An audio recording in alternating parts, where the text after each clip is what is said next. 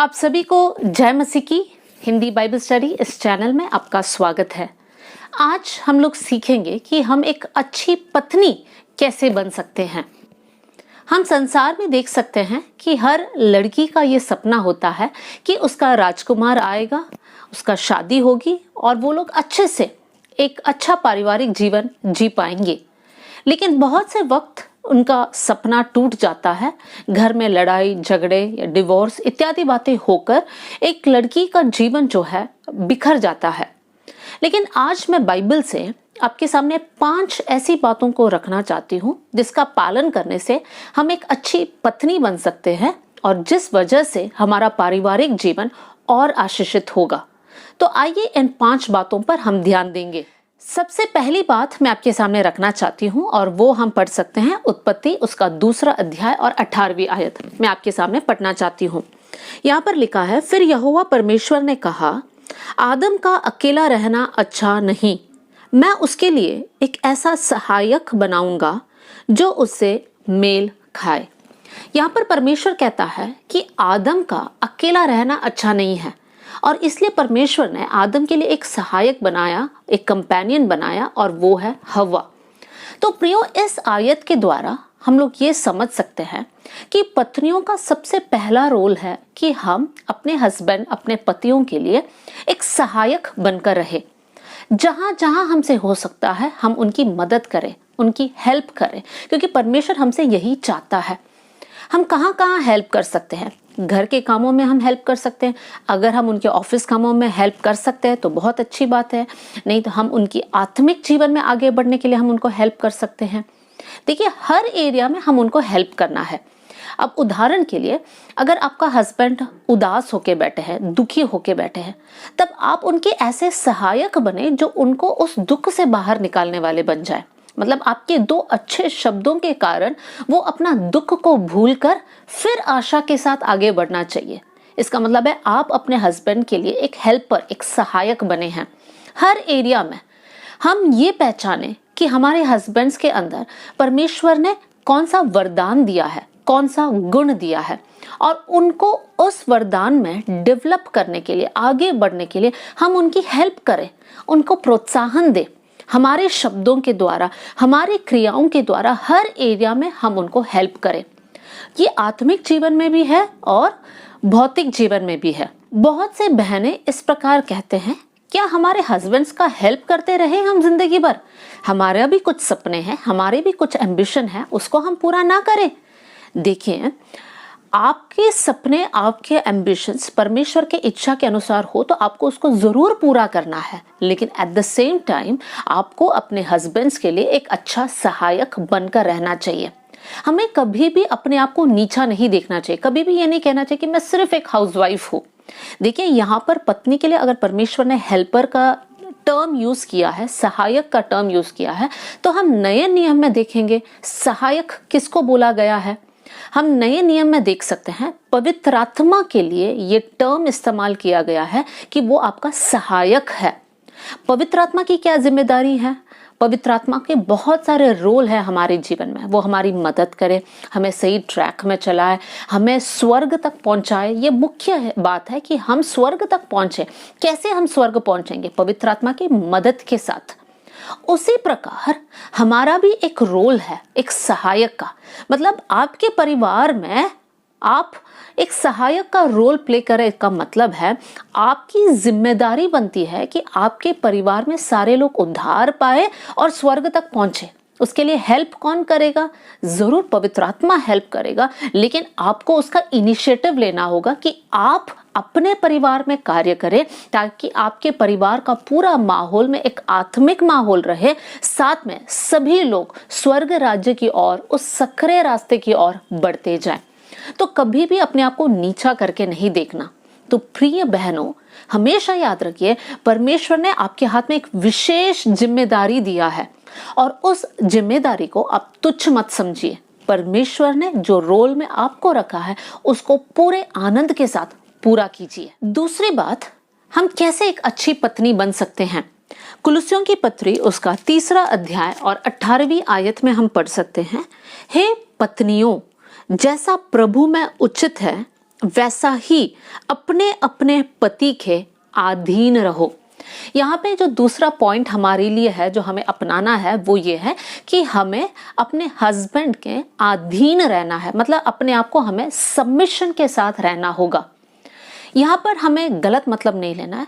हम उनके नौकर नहीं हैं, हम उनके दासी नहीं हैं, लेकिन हमें यहाँ पर याद रखना है कि परमेश्वर चाहता है एक परिवार में जो लीडरशिप के पोजीशन में है वो हस्बैंड रहे।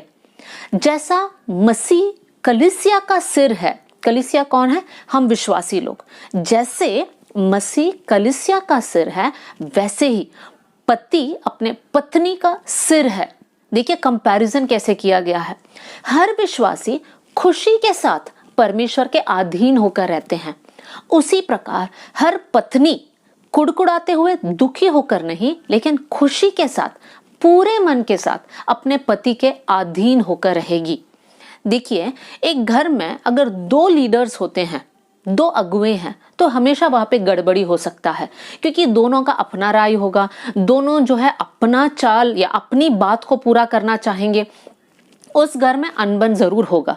लेकिन अगर एक घर में एक पति होगा जो डिसीजंस लेते हैं, इसका मतलब ये नहीं कि आप अपना राय नहीं दे सकते हैं, आप डिसीजंस नहीं ले सकते, आप लोग दोनों मिलकर डिसीजन लीजिए। लेकिन अगर ऐसा एक सिचुएशन आया जहां पर आप दोनों का अलग अलग राय है और आपको ऐसा लगता है कि मेरा राय उनके राय से भी अच्छा है, लेकिन वो मान नहीं रहे हैं, मेरे हस्बैंड मान नहीं रहे हैं, तो उस समय पर आप क्या करें? क्योंकि बाइबल में लिखा है कि पत्नी पति के अधीन होकर रहे, आप डिसीजन मेकिंग को उनके हाथ में छोड़ दीजिए। और परमेश्वर आपका इस समर्पण को देखकर आपका परिवार को कभी भी गलत रास्ते में जाने नहीं देगा। परमेश्वर आपको आदर करेगा, क्योंकि आप परमेश्वर के वचन के अनुसार जी रहे हैं। इसलिए हमें अपने हस्बैंड्स के अधीन होकर रहना चाहिए। कैसे अधीन होना है? दुखी होकर नहीं, लेकिन पूरे मन के साथ, आनंद के साथ। चाहे आप अपने हस्बैंड से ज्यादा क्वालिफाइड क्यों ना हो, आप अपने हस्बैंड से ज्यादा सैलरी भी कमाते होंगे, लेकिन फिर भी जब रिश्ता निभाने की बात आती है, हमें बाइबल के आधार पर चलना है। और बाइबल में लिखा है कि पत्नी पति के अधीन हो, मतलब हमें इस प्रकार ही जीना चाहिए। तीसरी बात, हम कैसे एक अच्छी पत्नी बन सकते हैं? इफिसियों की पत्री उसका 5वां अध्याय और 22वीं आयत में इस प्रकार लिखा है, हे पत्नियों अपने अपने पति के ऐसे अधीन रहो जैसे प्रभु के। यहाँ पे हिंदी में लिखा है अधीन रहो, जो पॉइंट हमने पहले ही देखा, लेकिन कुछ कुछ इंग्लिश ट्रांसलेशन में इस आयत में जो शब्द इस्तेमाल किया है वो है रिस्पेक्ट, आदर करो। देखिए तीसरी बात जो हर पत्नी को सीखना है वो है कि उनकी जिम्मेदारी है कि वो अपने हस्बैंड्स को रिस्पेक्ट करे, आदर करे। अ फीलिंग ऑफ एडमिरेशन कर कर उसका मतलब है। कैसे हम अपने हस्बैंड्स का आदर कर सकते हैं? कुछ बहुत प्रैक्टिकल टिप्स मैं आपको देना चाहती हूँ। आप कभी भी अपने हस्बैंड की गलती को या कमियों को किसी और के सामने चर्चा ना करें। चाहे आपके हस्बैंड वहां पे रहे या ना रहे, आपको उनकी कमियों के बारे में कभी भी डिस्कशन करना नहीं है। आपको उनका साथ देना है। जब आप परिवार में भी हो, जहां पर मौका मिलता है उनको धन्यवाद देने, उनके थैंक यू बोलने के लिए, आप उनको थैंक यू कहें। जहां पर आपको ऐसा लगता है कि आप उनका एक अच्छा शब्द उनके बारे में बोल सकते हैं, उनकी तारीफ कर सकते हैं, जरूर कीजिए। देखिए बहुत से वक्त अगर हम अपने लाइफ्स को चेक करेंगे, पत्नियां ज्यादा जो है शिकायत करते हैं, आप ऐसे नहीं करते हो, आप वैसे क्यों करते हो, ये क्यों करते हो, ये मुझे पसंद नहीं है। इस प्रकार के शब्द हमारे मुंह से ज्यादा निकलता है। जैसे एक उदाहरण के लिए मैं बताऊं, अगर हस्बैंड से बोला जाए कि हमारे घर में प्याज खत्म हो गया, आप 1 किलो प्याज लेकर आइए। जब हस्बैंड 1 किलो प्याज लेकर आते हैं, तब हमारा रिएक्शन क्या है? हम उनको थैंक यू बोल सकते हैं, उनकी तारीफ कर सकते हैं, थैंक यू, आपने मेरे लिए ये काम किया, मेरे लिए और भी काम आसान हो गया, आप कितने अच्छे हस्बैंड हो। इस प्रकार का एक शब्द बोल सकते हैं जो कम बोला जाता है। लेकिन ज्यादातर ऐसी बातें बोला जाता है, प्याज लेकर आए, ये कैसी प्याज है, देखो एक सड़ा हुआ है, या इतने छोटे छोटे प्याज क्यों लेकर आए, या इतने बड़े प्याज क्यों लेकर आए, मीडियम प्याज लेकर आना चाहिए। मतलब हम कमियां ज्यादा निकालते हैं और वो उनको फ्रस्ट्रेट करता है, वो उनको जो है एक चिड़चिड़ापन में लेकर जाता है। तो हम पत्नियों को ये याद रखना है कि चाहे बात हमारी इच्छा के अनुसार हो या ना हो, बहुत से बातों के ऊपर हम नज़रअंदाज कर सकते हैं और हम ये कोशिश कर सकते हैं कि हम उनकी तारीफ करें, उनको थैंक यू कहें।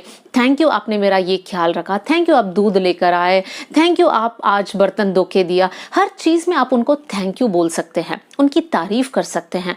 आप इस प्रकार बोल सकते हैं, परमेश्वर ने जो मेरे जीवन में एक सबसे बढ़िया तोहफा दिया वो आप है। तो इस प्रकार के शब्द जब आप बोलोगे तब आपके जीवन में आपसी प्रेम बढ़ेगा और एक दूसरे के बीच में जो तू मैं है वो खत्म हो जाएगा। इसलिए ध्यान रखें प्रियो, आप अपने हस्बैंड्स को एडमायर करें, आप उनका रिस्पेक्ट करें, उनकी तारीफ करें, उनको धन्यवाद दें और हर बात में आप उनके साथ दें।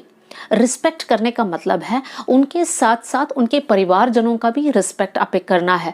मतलब उनके पेरेंट्स का भी आपको रिस्पेक्ट करना है। जैसे आप अपने पेरेंट्स का ख्याल रखते हैं, रिस्पेक्ट देते हैं, उसी समान आपको अपने हस्बैंड के पेरेंट्स का भी ख्याल भी रखना है और रिस्पेक्ट भी देना है। और बहुत मुख्य बात यह है कि उनकी कमियों को उनके सामने उठाकर एक पहाड़ समान उनको बताना नहीं कि देखो तुमने गीला तौलिया यहाँ पर डाला, कितनी बार बोला। इस प्रकार की बातें जो है हमारे मुंह से नहीं निकलना चाहिए, लेकिन उनकी कमियों को हमें कवर अप करना चाहिए। प्यार के साथ एक दूसरे के साथ बैठकर चर्चा करना चाहिए। अगर आप चाहते हैं कि किसी एरिया में चेंज हो जाए तो प्यार के साथ आप बात कर सकते हैं और परमेश्वर वहां पर आपके लिए कार्य करेगा। तो अब हमने सीखा कि हमें हमारे हस्बैंड्स का रिस्पेक्ट करना बहुत जरूरी है। चौथी बात, हम कैसे एक अच्छी पत्नी बन सकते हैं। इफिसियों की पत्री उसका 5वां अध्याय और 31वीं आयत में आपके सामने पढ़ना चाहती हूँ। इस कारण मनुष्य अपने माता पिता को छोड़कर अपनी पत्नी से मिला रहेगा और वे दोनों एक तन होंगे। यहाँ पर लिखा है कि हस्बैंड और वाइफ एक साथ आएंगे और वो लोग एक शरीर बन जाएंगे। इसका मतलब है आप दोनों एक टीम है। आप दोनों अलग अलग नहीं है जो एक दूसरे के साथ compete कर रहे हैं। एक स्पर्धा में नहीं हो जहां पर आपको जीतना है और दूसरे को हराना है या उनको जिताना है और आपको हारना है, ऐसा नहीं है। आप दोनों एक साथ है, एक ही टीम में है और आपको एक साथ आगे बढ़ना है। तो चौथी बात जो आपको याद रखना है वो ये है कि आप एक टीम हो। तो आपके बीच में अगर लड़ाई झगड़ा होता है तो एक जन नहीं हारता है, दोनों हार जाते हैं। तो जब भी कुछ ऐसी बातें आपके परिवार में उठता है, आपको याद रखना है कि आपका जीतना वहां पर जरूरी नहीं है। आपका साबित करना कि मैं सही हूं वो जरूरी नहीं है, क्योंकि एक जन को हराकर आप दोनों एक साथ आगे नहीं बढ़ सकते हैं। बहुत से वक्त हमें झुकना पड़ेगा और सॉरी बोलना पड़ेगा। इसका मतलब ये नहीं है कि हम लोग कमजोर है तो हर समय हम सॉरी बोले, नहीं, हम प्रेम के साथ वो बोल रहे ताकि हमारा टीम ना टूटे। देखिए, जब एक क्रिकेट का टीम हो या फुटबॉल का टीम हो, उसमें भी अनबन तो होता है लोगों के बीच में, लेकिन वो बाहर आने वो लोग नहीं देते हैं। वो लोग अपने टीम के अंदर ही उसको सुलझा देते हैं। उसी समान हमारे परिवार में भी जो छोटी मोटी डिसएग्रीमेंट होता है, जरूरी नहीं है तुरंत उसको फोन कर कर अपने घर वालों को बताए, अपने रिश्तेदारों को बताए, अपने पास्टर को बताए और पूरे समाज को बताए। अब पूरी कोशिश कीजिए कि आपके डिसएग्रीमेंट्स को, आपके जो अनबन है वो घर के अंदर ही आप सुलझाए। और जब आप ऐसे करते हैं तब आप अपने बच्चों के लिए भी एक अच्छा मिसाल बनाकर दे रहे हैं। आपके बच्चे आपको देखकर सीख रहे हैं, देखो मेरे पापा मम्मी कैसे रह रहे हैं, कितने अच्छे से रह रहे हैं, और वो लोग भी बड़े होकर एक अच्छा पारिवारिक जीवन बिता पाएंगे। तो प्रियो, हमेशा याद रखिए कि आप दोनों एक टीम के हो, आप कोई कंपटीशन में नहीं हो और आप दोनों को आगे साथ साथ बढ़ना है। देखिए, अगर आप बहुत प्रार्थना करने वाली एक बहन है तो आपकी जिम्मेदारी ये भी है कि आप अपने हस्बैंड को भी ऐसे मोटिवेट करें ताकि आप दोनों प्रार्थना में आगे बढ़े। अगर एक जन आगे बढ़ता है और दूसरा जन पीछे रह जाता है, तब आपका टीम आगे नहीं बढ़ पाता है, तो उसकी कमी परिवार में दिखता है। तो हमेशा कोशिश कीजिए हर बात में आप लोग दोनों साथ साथ आगे बढ़े। पांचवी बात एक अच्छी पत्नी बनने के लिए, और वो हम पहला पत्रस 3 अध्याय और उसका पहला और दूसरा आयत में हम पढ़ सकते हैं, जहां पर हम यहाँ पर देख सकते हैं कि हमारा चरित्र, हमारा चाल चलन बहुत अच्छा होना चाहिए। बहुत से बहनें इस प्रकार कहते हैं, हम विश्वास में अकेले हैं, हमारे हस्बैंड्स अब तक विश्वास में नहीं हैं। तो इस आयत के अनुसार अगर आपके हस्बैंड्स विश्वास में नहीं भी हो तो भी आपका अच्छा चरित्र, आपका अच्छा चाल चलन को देखकर वो लोग प्रभु में खींचा जाएंगे। जरूरी नहीं है कि आपको प्रचार करना है, आपके जीवन को देखकर वो लोग प्रभु की ओर आकर्षित होंगे। उस आयत को मैं आपके सामने रखना चाहती हूँ, पहला पत्रस 3 अध्याय और 1 और 2 आयत। हे पत्नियों, तुम भी अपने पति के अधीन रहो, इसलिए कि यदि इनमें से कोई ऐसा हो जो वचन को ना मानता हो, तो भी तुम्हारे भय सहित पवित्र चाल चलन को देखकर बिना वचन के अपनी अपनी पत्नी के चाल चलन के द्वारा खींच जाए। फिर यहाँ पर लिखा है तुम्हारा श्रृंगार दिखावटी ना हो। यहाँ पर पूरा उस श्रृंगार के विषय में लिखा है कि बाहर के सजना दिखाना, सुंदर रहना इंपॉर्टेंट नहीं है, लेकिन हमारा चरित्र कोमल होना चाहिए, पवित्र रहना चाहिए, जिससे परमेश्वर की महिमा हमारे जीवन के द्वारा होने पाए। देखिए प्रिय बहनों, बहुत जरूरी है कि हमारा चरित्र साफ रहे, हमारा चाल चलन साफ रहे, हम कैसे लोगों के साथ बात करते हैं, समाज में कैसे हमारा डीलिंग्स है, नौकरी के जगह पे कैसे हमारी बातें हैं, ये सारी बातें बहुत इंपॉर्टेंट है। और विशेष कर अगर आपका हस्बैंड प्रभु में नहीं है तो उनका ध्यान इन सारी बातों पर जाता है। और अगर आपका जीवन बहुत पवित्र है, परमेश्वर के वचन के अनुसार है, तो परमेश्वर के वचन में लिखा है कि वो लोग अपने आप प्रभु की ओर खींचा जाएगा।